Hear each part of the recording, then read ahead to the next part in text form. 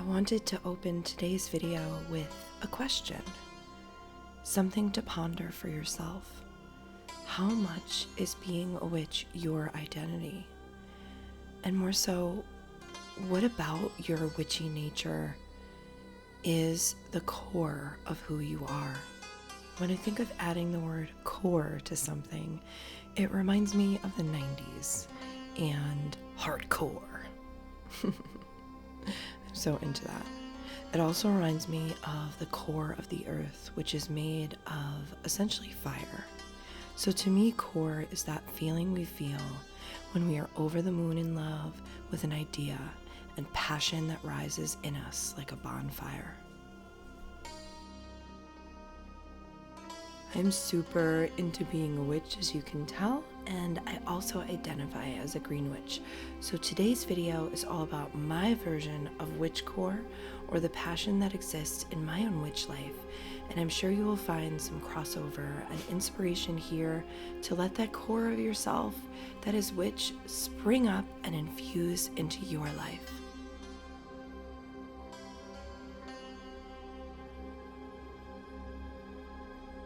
Today, I'm going to take you with me to explore the milkweed pods as they open, which happens around here just before Samhain.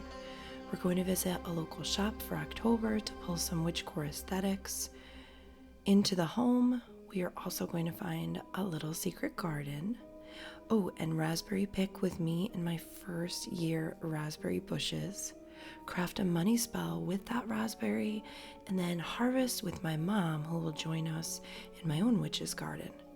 We'll also make a face serum for the winter. I was hoping you would join me to finalize my summer apothecary work with a few tinctures. Ah yes, and today is also a collaboration with Jules from the channel Witchy Woman, and her information is below for you, and I'll speak to you again about her work at the end of this video, so stay tuned for that. As witches, what sets our soul on fire? This is the question, and this is what Witchcore is all about. Oh yes, and if we haven't met before, my name is Heather Lynn, and I am the Wild Woodland Witch. Dream with me for a minute in this fall flurry of wild seeding as the milkweed seeds scatter in the wind. Today I am planting next season's monarch larva butterfly food, a task the wind could do easily by herself just fine, but as a witch I like to help. Like a grandmother, the wind lets me help her, like I am her grandchild, and I delight in the illusion that I am needed for this process at all. There are daily tasks we do each day as witches, and moments like this that come when the seasons change. These are the moments we mustn't let pass us by, and we must embrace. Why? Because the connection to nature can teach us about energy. It could connect us to the flow we call magic, and as witches, we need that fuel, and we need that work daily. I can't help it. I just want to be one with this plant. I find this time of year to be so epic. This is amazing. Just enchanting. To me, this is part of living a Witchcore life, being present to the seasons change and the power that can be harvested from the tools all around us in nature, tapping into the energy of what is happening in the natural world, and using that in my witchcraft is a big part of my Witchcore life. Why not make the most of it and settle into the task with a meditative, contemplative jive and dream, dream, dream away? I don't need a cauldron here in this moment or a book to write in. I don't need candles or herbs. I have this moment and I have this task. The inspiration I harvest here will go into my spell work at home, and I might not plan the spells I will use from this experience now. I might be so inspired to collect elements of this moment that I often call memory magic and wait for a spell to be needed. Then I am off into my witch work, harnessing power from this memory and what I learned about the energy of this plant from this time in nature, observing her. Sure, I use other ideas from history books and old grimoires as well, but I rely heavily on my own work with plants and my own connection to the natural world. I find my magic to be charged up from what I call wild magic. In order for us to work with magic, we must feel it. I often feel like working with magic is like helping a river move. I didn't invent the river or the rocks within, but I can move the rocks to adjust the stream's flow, all the while letting the river be wild still.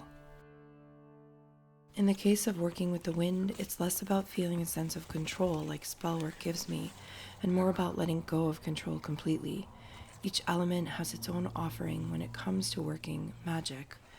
I love working with nature, and I love following and living into the elements.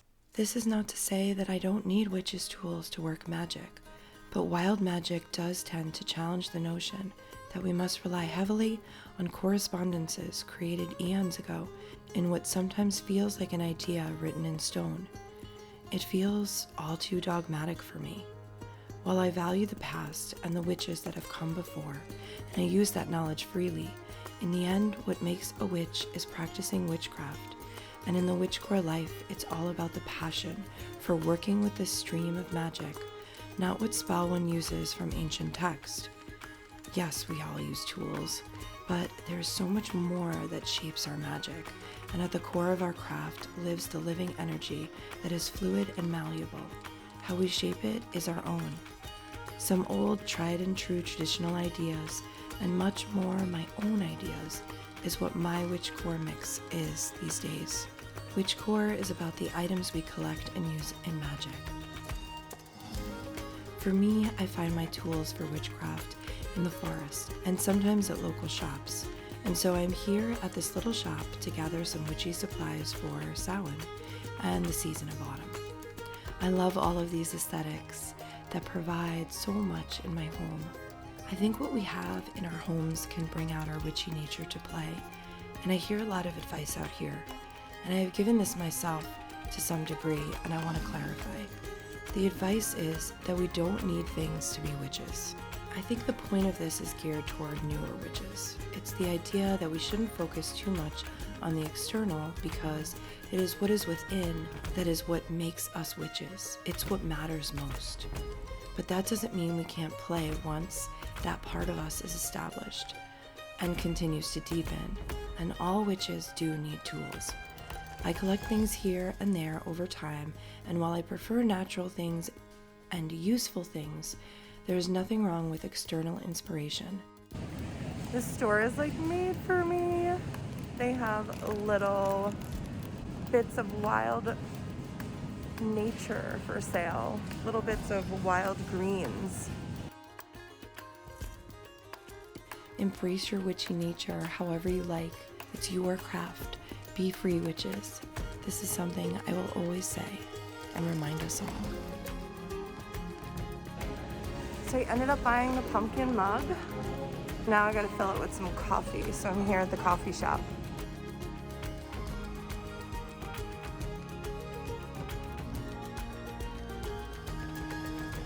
Cheers. So for me, it's all about nature and finding something that others might overlook. For example, this secret garden. I found a secret garden. Sometimes there are secrets, right? Where we're driving or where we're looking around, just like in normal society. Just this look at this garden I found. I'm sure someone planted it, but I don't know who. And this is part of the mystery. I didn't harvest anything here, but I took this amazing memory with me. I pulled over on the side of the road and just jumped out without a care in the world. I am proud of this about me. I just go for it. I just explore. This brings out my witchy nature. This is what makes me Witchcore. And back on my own land, this is happening. Just look at this. How are these even blooming and ready to harvest so late? I planted these babies in July, got them on sale at a plant store, and didn't imagine we would have berry season. And look, in honor of this harvest, I decided to use this odd abundance as a luck spell. and a money spell for more abundance. I use these spontaneous moments of magic I call wild magic all the time. More on this in future videos. Green candle in a cauldron, money I have been collecting in a jar, raspberries infused with the smoke of sage, and eating the raspberries to take it all in the dark of the new moon. The next day, my mother came to visit and helped me harvest the last of the herbs and fruits of my labor to make pesto to freeze for the winter. She was amazed she didn't need to go to the farmer's market. I just sent her home with a bag. My mother is one of my best friends. We couldn't be more opposite, but she is the kindest and most accepting person I know. Her energy is always a blessing in my life. Look, she even put my rings on to support the filming we did together. My heart, folks, my heart. Part of Witchcore is finding acceptance wherever you can find it. Sometimes you don't get lucky with a family that accepts you, but there are friends, neighbors, and partners. Whoever doesn't accept you and your witchy ways, it's their loss, truly. So let's make a face serum here together for wellness.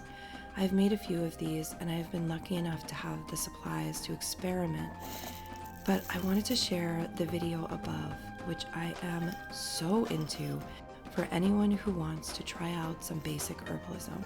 This video is full of a few great one ingredient ideas for herbalism, and I couldn't be more happy to share it with you. This video is made by Jules. I mentioned her before. Her channel is Witchy Woman. She has so many great videos, easy recipe ideas, and inspiration for you to build your Witchcore life. I find her tutorials to be easy to follow, and that is why I am actually a true subscriber and fan of Jules. Jules is a green witch. Jules, thank you for your inspiration over the past year. Jules and I hope to meet up in Salem next year as we both live on the East Coast. We're gonna hopefully create and craft a little witchy vlog for you, so stay tuned for that in the future. Check her out, give her a like and subscribe if you're building your Witchcore life or you just want a little inspiration to churn the spiral. So I'm actually gonna make the sigil here, and then I'm gonna make a second one and just cut a little piece out. And this sigil is going to be for self-care, so I think I'm going to use all parts of self-care. And then of course we take the vowels out, so we're left with SLFCR. And I feel like let's try just S to start.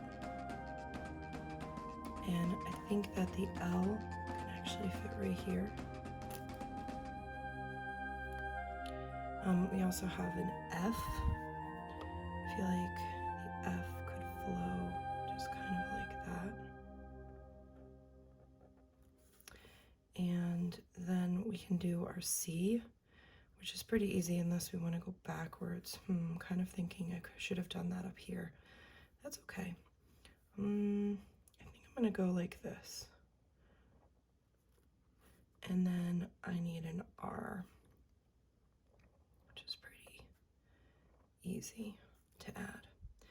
But I also want this to be about going within, so I am going to add the spiral to this, right in the middle here, to pull the whole piece together.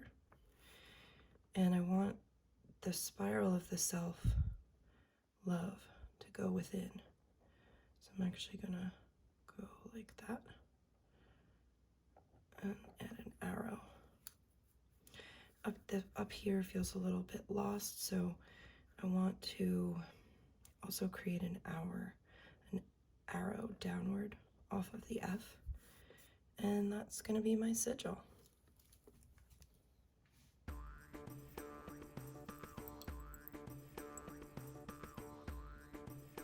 So I guess I'm asking you, what brings your witchy passion alive? What makes your heart fly?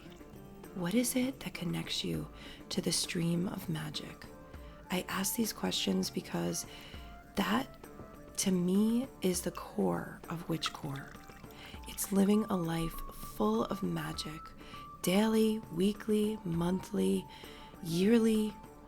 Following the witch's wheel, we find gifts in the observance of nature. The tools that we use are part of the experience, but what is within is far more important to work and strengthen. We all have our own ways to connect to this magic stream and work with it. Whatever way you connect and whatever way inspires you, that is the key into your Witchcore life. That is the way to embrace a witch life. It doesn't matter how many spells a week you craft or times you spend in the occult store. And it doesn't even matter how many witchy things you have on your altar, or if, like me, your altar is all over your house. It matters how you feel in your craft when you practice and how you feel daily in your connections to nature that builds the embrace of a witch's life. Do you agree? These are the thoughts I leave you with, and the possibility for your embrace is inside of you right now. So, blessings to your magic wild ones, and as always, come find me again. And I wish you an amazing autumn.